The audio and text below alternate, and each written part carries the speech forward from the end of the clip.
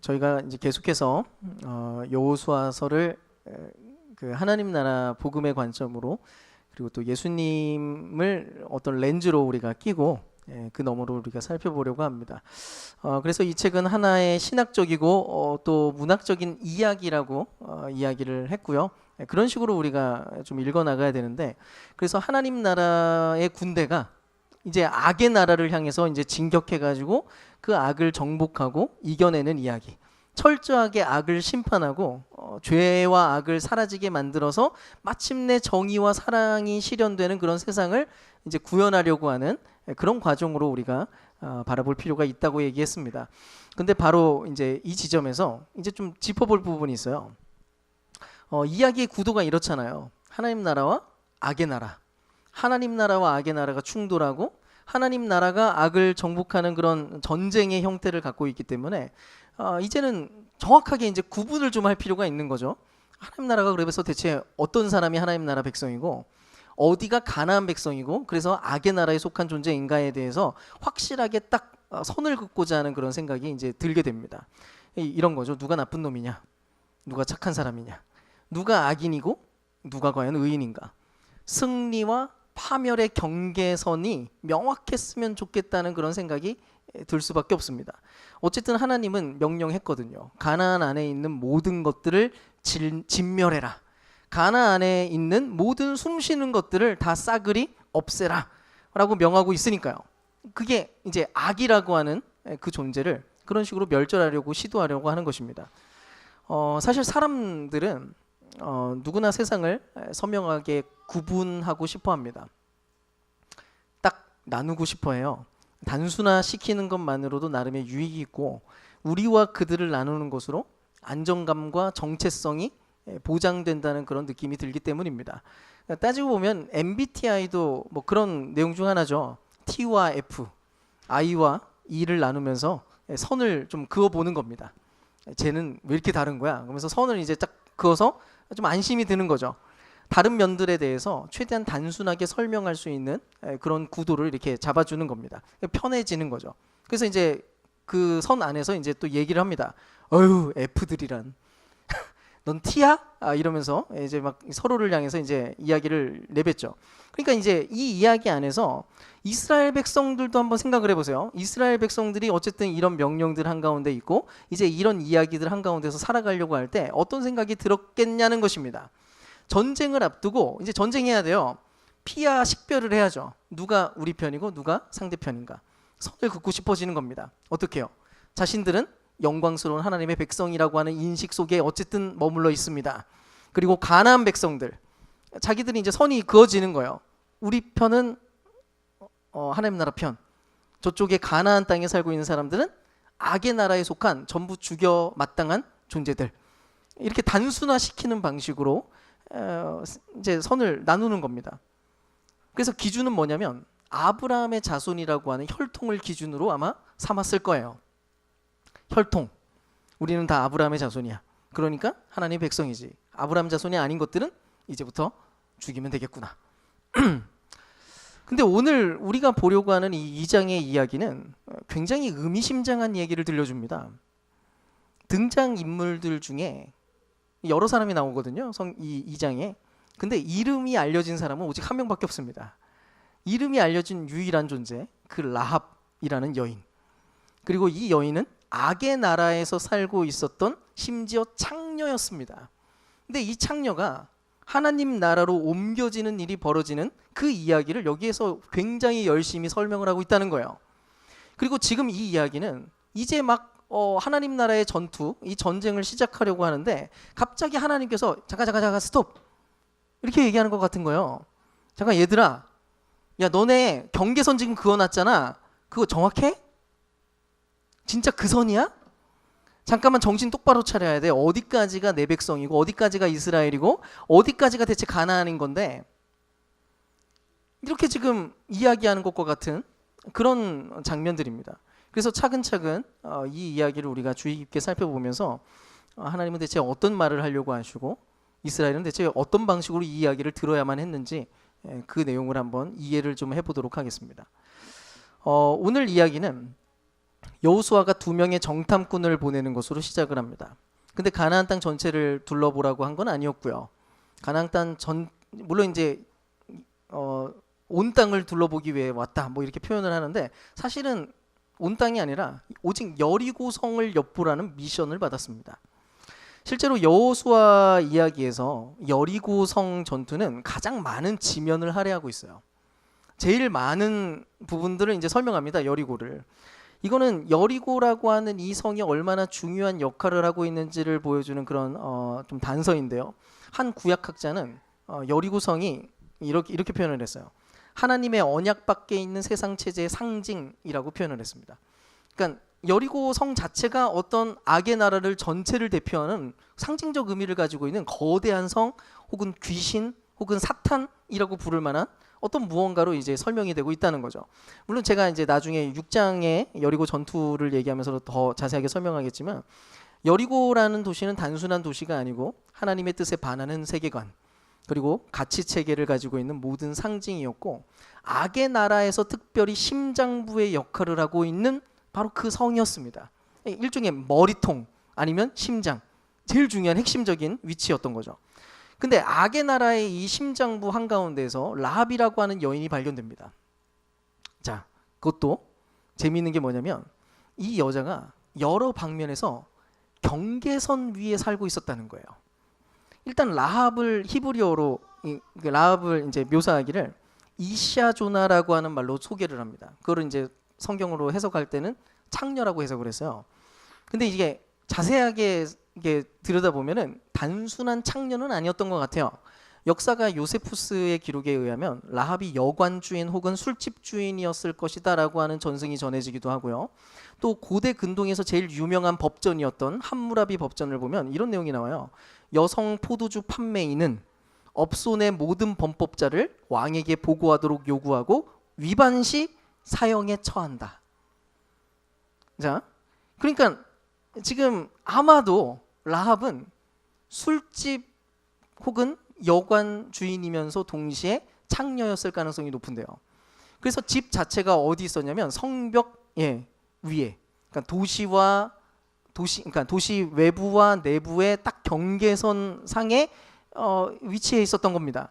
그야말로 라합은 안전과 위험, 소속과 배제의 경계선에 서 있었던 어떤 존재라는 것을 보여주는 상징적 의미를 가지고 있는 그런 묘사들이에요. 어쨌든 이스라엘의 정탐꾼 2명이 이제 여리고의 소식을 듣고 싶어서 그쪽으로 갑니다. 그 경계선에 있었던 술집 혹은 여관에 이제 방문을 했어요. 거기에서 이제 정보를 수집하기에 가장 합리적인 장소였던 거죠. 그래서 이시아조나였던 라합의 집에 이제 도착하게 됩니다. 그런데 이제 갑자기 상황이 이렇게 돼요. 여리고 왕이 스파이의 존재를 알게 된 겁니다. 그래서 아까 그 여성 포도주 판매인은 범법자를 왕에 보고하도록 요구했었잖아요. 이시아조나였던 라합에게 보고의 의무를 다하라고 이제 가서 얘기를 했던 거예요. 아마 여리고성이 고대 근동의 함무라비 법정과 비슷한 법률을 갖고 있었다면 보고의 의무를 저버리는 순간 이 라합은 사형에 처해질 그런 상황이었던 거죠. 아무리 라합이 경계선 위에 있었어도 엄연히 라합은 여리고의 시민이었으니까요. 악의 나라의 시민으로서 자신의 책임과 의무를 다해야 될 그런 의무가 그에게는 있었습니다. 그러니까 이제 라합은 여리고 왕의 명령이 떨어졌으니까 그 명령을 따라야 되는 순간이 지금 온 거예요. 근데 라합이 어떤 행동을 합니까? 전혀 이름이 소개되어 있지 않은 이 여리고 왕을 거역합니다. 배반하고 여호와라고 하는 이름으로 알려진 분이 보낸 정탐꾼 2사람을 숨겨주는 일을 하는 거예요. 대체 왜 라합이 이런 행동을 했을까요? 충동적이었을까요? 그냥 자기 집에 누군가가 왔는데 죽임을 당하는 것 자체가 그냥 싫어서 좀 인간적인 연민이 들어서 생각해보면 지금 이 정탐꾼들이 하려고 하는 게 뭔가요? 이 여리고에 들어와서 이 성을 박살낼 존재들입니다. 자기가 살고 있는 터전을 황폐하게 만들 존재들입니다. 전쟁을 일으키러 온 사람들이라고요. 자기가 지금까지 잘 살고 있고 나름대로 여기 성벽 위에서 그래도 생활을 영위하고 있었는데 그 생활 자체가 지금 무너질 수 있게 될 만한 그런 상황에 지금 처해 있는 상황인 거죠. 그것도 여리고성에 있는 사람들을 다 죽일 거예요. 심판하러 온 사람이니까. 그러니까 라합도 일반적인 방식으로 선을 딱 긋고 누가 내 편이고 누가 남의 편인지를 구분하는 애국심을 발휘하는 사람이었다면 당장 정탐꾼을 응징하고 여리고와 가나안 편, 그 편에 마땅히 서야만 했을 것입니다. 근데 라합이 여기서 너무나 당혹스럽고 놀랍기까지 한 결정을 한 거예요. 라합이 정탐꾼을 숨겨주고는 소재를 궁금해하는 사람들한테 모른다고 얘기합니다. 어디에서 왔는지도 모르고 어디로 갔는지도 몰라요 라고 얘기를 하고요. 근데 뒤에 나중에 아는 것을 얘기하는데 뭘 아냐고 얘기하냐면, 자 9절과 11절의 일부를 한번 읽어보겠습니다. 자 읽어볼게요. 시작. 나는 주님께서 이 땅을 당신들에게 주신 것을 압니다. 위로는 하늘에서 아래로는 땅 위에서 과연 주 당신들의 하나님만이 참 하나님이십니다. 무엇을 모르고 무엇을 알아야 될지를 이 여인이 결정했습니다. 대체 이 여자가 어떻게 이런 결정을 하게 되고 어떻게 이런 결정이 가능했을까요? 스탠리 하우어스라고 하는 신학자가 이런 얘기를 했어요. 사회의 경계에 사는 사람들은 종종 그 사회의 진정한 본질을 가장 잘 볼 수 있다. 사회의 경계에 살고 있는 사람들이 그 사회의 진정한 본질을 가장 잘 볼 수 있다. 경계선에 살고 있었던 이 라합은 어쩌면 그 경계선이라고 하는 그 자리에서 자기가 몸담고 살고 있는 이 여리고의 본질을 파악하고 있었던 게 아닐까요? 아무리 여리고가 화려하게 보이고 가장 중요하고 견고해 보이는 성으로 보였다고 할지라도 이 악의 도시가 결국은 망할 것이고 결국은 죽음이 임박했다는 사실에 대해서 이 여자는 지금 뭔가 직시하고 있었다는 것입니다. 동시에 오직 하나님만이 참된 생명을 주시고 승리를 주시는 분이라는 것을 발견했던 거예요. 그래서 라합이 여리고 왕이 아니라 하나님께 자신의 충성을 바치는 결정을 하게 됩니다. 결국 라합이 여리고의 심판의 날, 마침내 그들이 진격하는 날 라합은 구원을 받게 되는데요. 그 징표로 붉은 줄을 창에다가 이제 매달아 놓게 됩니다. 그래서 그 집에 머무는 사람은 구원을 받게 되고 그 집을 나와 있는 사람들은 모든 여리고가 무너지는 그날 모두가 다 함께 심판을 받는 일이 벌어진 거죠. 한마디로 라합의 집에 구원이 임하게 됩니다. 지금 무슨 일이 벌어졌는지 잘 생각해 보세요. 경계선이 선과 악을 구분짓고 하나님 나라와 악의 나라를 구분짓는 선이 이스라엘 백성들은 혈통이라고 생각을 했어요. 근데 혈통이 아니라 지금 새로운 설정이 일어나는데 붉은 줄이라고 하는 새로운 경계선이 주어지는 그런 순간이었던 것입니다. 그리고 이 붉은 줄을 떠올릴 때 이 성경의 의도 문학적인 그런 그 내용들을 살펴보면은 명확하게 연상되는 이미지가 있어요. 그게 뭡니까? 바로 첫 번째 유월절 사건입니다. 이스라엘이 출애굽하던 그날 마침내 파라오의 백성에서 하나님의 백성으로 그 땅을 나오게 되던 그날, 원래 이스라엘 백성들은 파라오의 백성이었어요. 근데 그날 마침내 하나님의 백성으로 일컫게 되는 그 순간, 그날을 떠올리는 바로 그 모양새였던 것입니다. 10번째 재앙, 그 장자들이 죽는 날에 유월절 어린 양의 피를 문설주에 발라놓기만 하면 그때 심판의 천사들이 그 집은 지나갔습니다. 이스라엘 역시도 그때 이집트라고 하는 악의 나라에 살던 악의 백성이었습니다만 붉은 피가 그려준 경계선 때문에 그때 구원을 받게 된 거라고요. 그리고 오늘 여호수아 2장의 에피소드에서 라합의 가정에 그와 똑같은 일이 벌어졌다는 것입니다. 그래서 여호수아 6장 25절을 보면 이렇게 기록을 해요.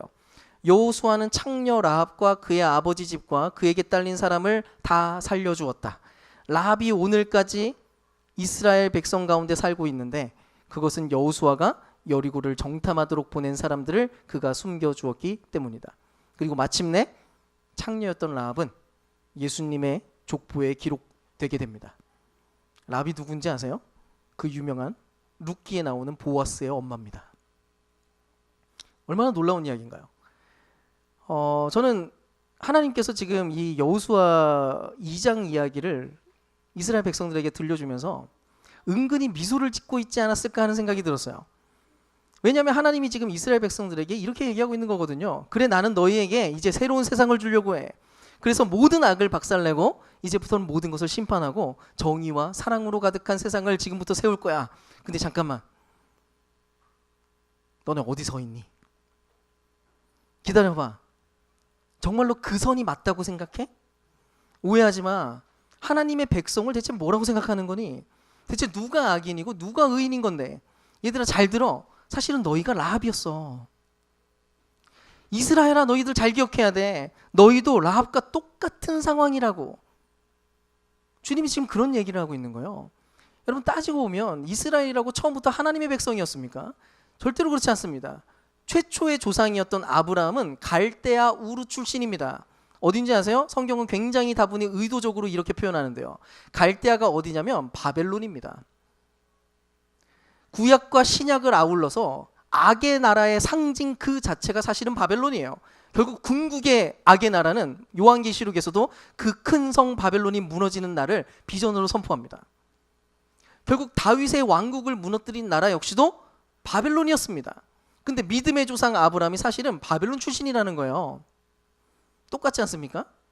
라합이 악의 상징이었던 여리고의 경계선에 머물러 있다가 옮겨 온 것처럼 믿음의 조상이었던 아브라함 역시도 악의 나라에 살고 있다가 마침내 그 경계선을 넘어오게 된 사람이라는 것입니다. 실제로 그 이스라엘 사람들을 뭐라고 부르냐면 히브리인이라고 부른단 말이에요. 그 히브리가 뭔지 아세요? 건너오다, 넘어오다라고 하는 뜻을 가지고 있습니다. 여러분 결국 오늘 이야기는 과연 누가 하나님의 백성인가에 대해서 다시 한번 생각해 보게 만드는 것이고, 그래서 우리가 어떤 경계선, 하나님의 백성인가 아닌가에 대한 경계선을 너무 단순하게 그려버리지 말라고 지금 경고하는 것입니다. 이스라엘은 늘 착각을 했어요. 그들은 언제나 자기 자신이 아브라함의 자손이라는 것을 자랑했습니다. 내가 아브라함의 자손이고 생긴 게 딱 봐도 이스라엘 백성이고 딱 봐도 유대인이야. 이 혈통 자체가 하나님의 백성된 표시라고 생각을 했어요. 그래서 이방인들이나 혼혈이 되어버린 사마리아인들을 말 그대로 개무시했죠. 개 취급합니다. 인간으로 생각하지도 않습니다. 그런데 세례 요한이 이렇게 얘기를 해요. 누가복음 3장 8절 한번 읽어볼까요? 네, 시작. 너희는 속으로 아브라함은 우리의 조상이다 하고 말하지 말아라. 내가 너희에게 말한다. 하나님께서는 이 돌들로도 아브라함의 자손을 만드실 수 있다. 세례 요한이 와가지고 제일 먼저 물었던 질문이 사실은 이거였습니다. 메시아를 맞이하기 직전에 너희가 생각하는 그 진짜 경계선이 과연 맞아? 너희가 아브라함이 자손이라고 자랑하지 마라고 얘기하는 거예요. 누가 죄인인가? 누가 하나님의 백성인가? 누가 의인인가? 율법을 잘 지키는 사람이니까, 멋지고 착한 사람이라서, 매력이 있어서, 이스라엘 백성이라서, 아니면 모태신앙이라서, 교회를 잘 다녀서. 여러분 바울은 자신을 철저하게 하나님의 백성이라고 굳게 믿고 있는 유대인들을 향해서 심판은 오직 이방인들을 향해 있다고 외치고 있는 그들을 향해서 로마서 3장 23절에 계속해서 로마서 내내 논증을 해오다가 마지막에 이렇게 방점을 찍습니다. 모든 사람이 죄를 범하였음에 하나님의 영광에 이르지 못하더니. 모든 사람이 죄를 범하였습니다. 그래서 사람은 하나님의 영광에 못 미치는 처지에 놓여 있습니다. 그게 모든 인생의 상태였다는 것입니다. 유대인들은 늘 자기 자신이 결코 악인과 죄인의 경계 안에는 들지 않을 거라고 확신했습니다. 근데 바울은 폭로합니다. 세례 요한도 폭로합니다. 그리고 사실은 예수님이 그것을 폭로했습니다. 너희가 똑같다고. 아니 너희도 똑같은 죄인이라고. 너희 역시도 악의 나라와 깨진 세상 한가운데서 깨진 세상의 문제의 일부로 살아가고 있는 망할 죄인이라고 선언했던 것입니다. 여러분 오늘 이 이야기도 마찬가지입니다. 하나님은 악의 나라, 깨진 세상을 무너뜨리고 자신의 영원한 나라를 세울 것이 분명하지만 과연 누가 그 영원한 나라에 속한 자일 수 있는지를 제대로 설명하려고 하는 것입니다. 과연 누가 구원을 받는 것이고 과연 누가 심판을 받을 대상인가에 대해서 똑바로 이해하라는 것입니다. 가나안과 이스라엘의 경계선은 단지 공간적 구분이 아니었다는 것입니다. 그저 혈통이나 인종이나 국가적 개념이 아니라는 것입니다. 바로 이 사실 때문에 모든 사람이 악의 나라에 몸담고 살아가는 죽을 운명이었기 때문에 그래서 예수 그리스도가 이 땅에 오십니다. 그분은 진정한 여호수아로서 악의 나라를 정복하고 안식을 마침내 주기 위해 오셨지만 그분이 파악한 것은 이 사실이었습니다. 온 인류가 어느 누구도 남김없이 악의 나라에 뿌리를 내리고 살고 있다는 사실을 주님은 알고 계셨던 거예요. 그래서 그분은 심판의 대상으로 옮기십니다. 그래서 끊임없이 와서 설명해야만 했습니다. 하나님 나라에 대해서 다시 이야기해야만 했습니다. 어떤 일이 일어나야 되는지. 불의의 나라에 살고 있는 라합들을 위해서. 사실은 온 인류가 불의의 나라에서 라합처럼 살고 있었기 때문에 그들을 구원하기 위해서 자신의 몸을 찢으시고 자신에게 심판을 내리셔서 자신을 깨뜨리셨다는 것입니다. 지금도 누군가가 새로운 경계선 안으로 넘어올 수 있는 이유, 누군가가 여전히 붉은 줄을 걸 수 있는 이유, 붉은 줄을 걸고 그 집안에 머물러 있을 수 있는 이유, 그래서 구원받을 수 있는 이유가 바로 여기에 있다는 것입니다. 비록 아무 자격 없는 외부인에 불과하고 여전히 깨진 세상 위에 발을 걸치고 살아가는 인생이라고 할지라도 그리스도의 은혜로 누구나 초대를 받을 수 있게 되었다는 이야기인 거예요. 그 누구라도, 악의 나라에 살고 있는 그 누구라도 붉은 줄 안에 머물기만 하면 누구라도 구원을 받을 수 있다는 것입니다. 만약 경계선 위에 서서 자기가 살고 있는 삶의 자리에 현실을 직시할 수만 있다면, 여호와의 그 이름을 듣고 그분이 마침내 생명을 주는 분이라는 사실을 깨달을 수만 있다면, 이 깨진 세상과 자기중심성으로 살아가는 내 인생과 삶이 결국 파멸과 죽음을 향해 가고 있다는 사실에 대해서 인식하게 되고, 하나님이 시작하려고 하는 새로운 세상이야말로 진정한 답이 된다는 사실을 인식하기만 했다면, 그래서 라합은 자기의 정체성을 옮겨버린 겁니다. 여리고 왕을 배반하고 새로운 왕에게 고개를 숙였던 것이죠.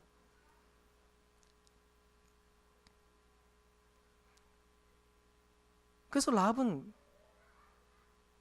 선한 데는 지혜롭고 악한 데는 미련한 사람이 됐습니다. 그래서 그는 무언가를 몰랐고요, 대신에 무언가를 알았습니다. 주님을 선택했죠.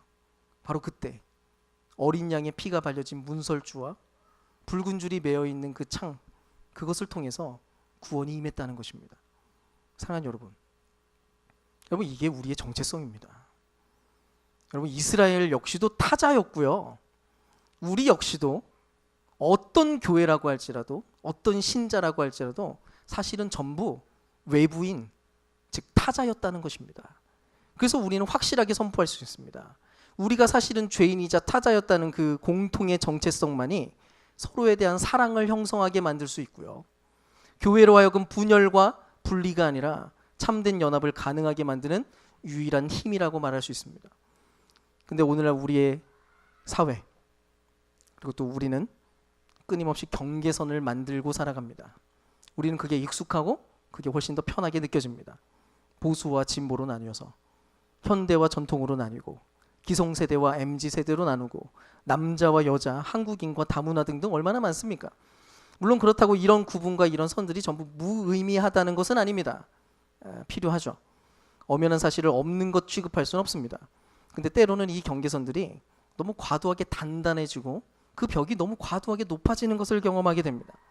하나님의 은혜의 통로는 이 벽을 타고 넘어가서 흘러갈 수 있는 그 무언가인데, 이 벽이 너무 단단하고 높아져 버려가지고 하나님의 은혜가 뚫고 들어가거나 그 안에서 하나 되거나 연합하는 일들이 일어나지 못하는 일들까지 벌어진다는 것입니다. 이미 살펴본 것처럼 라합의 이야기는 이스라엘 전체와 우리 모두의 이야기입니다. 하나님의 백성이 된 누구라도 사실은 악의 나라에서부터 옮겨져 와서 구원받은 존재라는 그 정체성, 만약 그것을 기억한다면 우리는 절대로 누군가를 쉽게 함부로 악인으로 단정 지을 수 없게 됩니다. 이 말은 여전히 악인과 선인을 구분하거나 분별하지 못한다는 얘기가 아니에요. 당연히 악은 악이죠. 선은 선입니다. 그래서 여리고성은 결국 파멸을 당할 겁니다.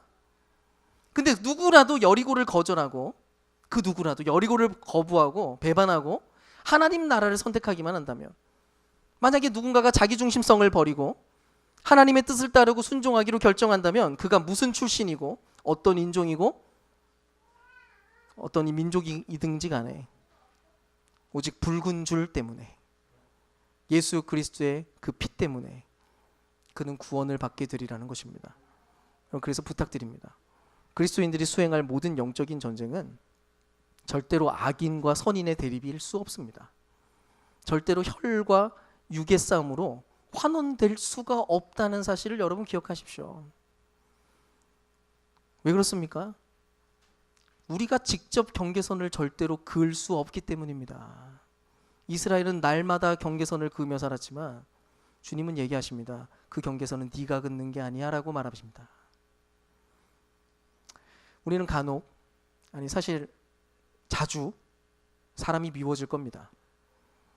뭐 저렇게 악한 인간이 있나, 뭐 저런 인간들이 다 있나, 아니 어떻게 저렇게 악랄할 수 있지, 에라이 저런 인간은 꼭 지옥 가야 돼, 지옥에 갈 인간들이요, 막 이런 생각들이 아마 들지도 몰라요.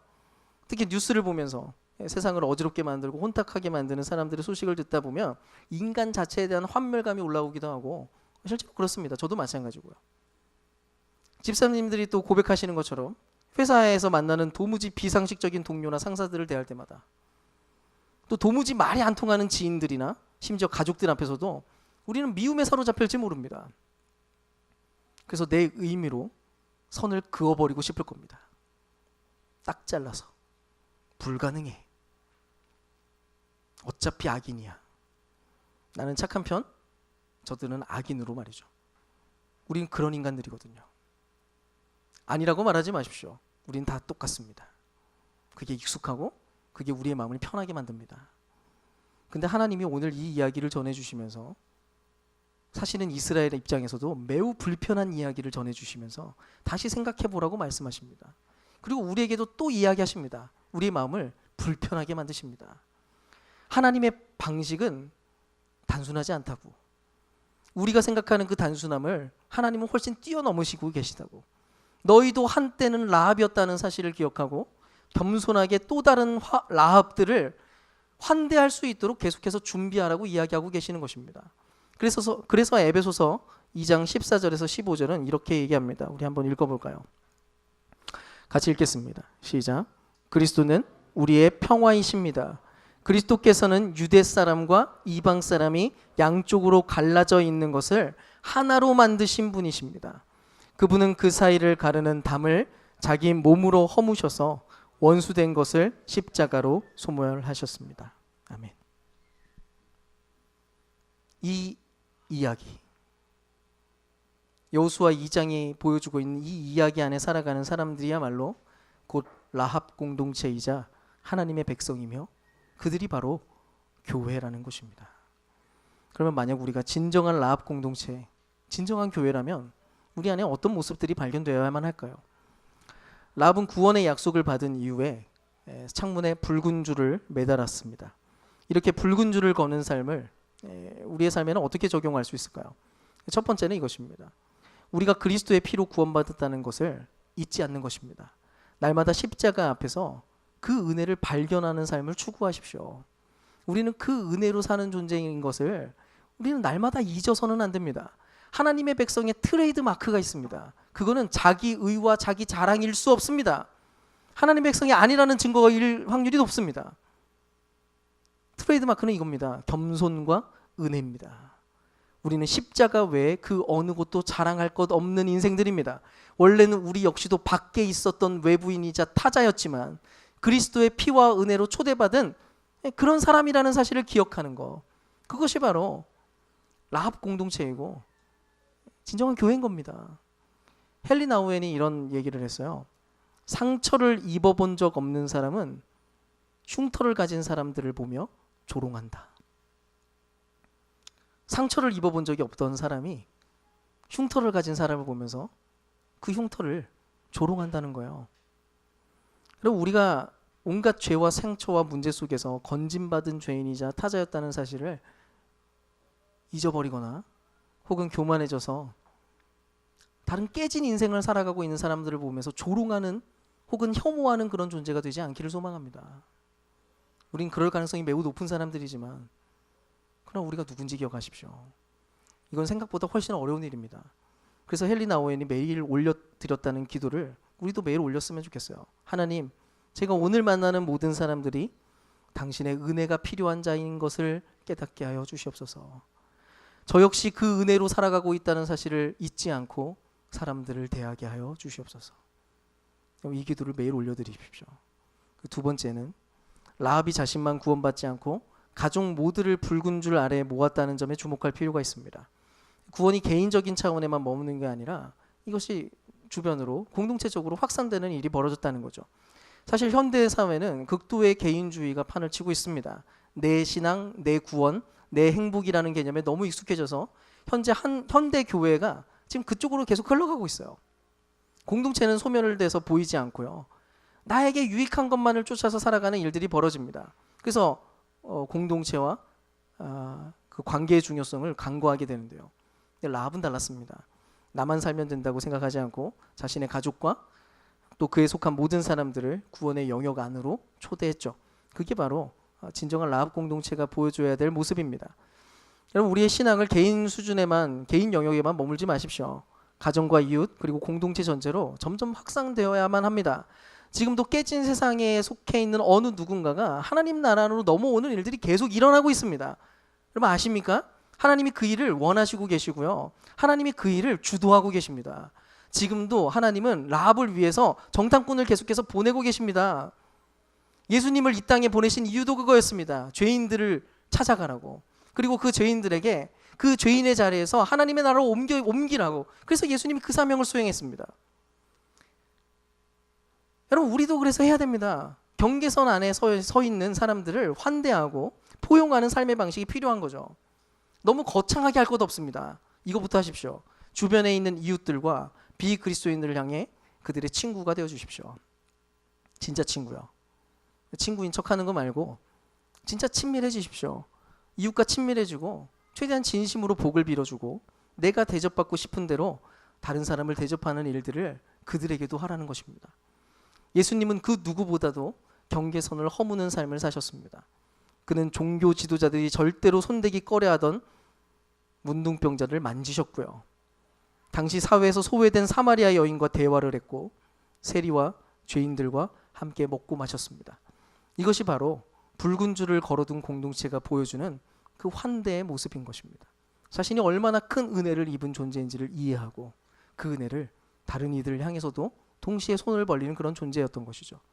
여러분 우리 모두가 라합처럼 경계선에 서서 세상의 본질을 직시하고 그리스도의 그 붉은 줄을 걸어두는 삶을 살아갈 때 그때 우리가 하나님 나라의 진정한 증인으로 발견될 것입니다. 바로 그것이 어떤 경계선도 넘어서는 하나님의 사랑과 은혜의 능력이기 때문이죠. 오늘 우리가 여호수아 2장의 라합 이야기를 통해서 중요한 진리들을 살펴보았습니다.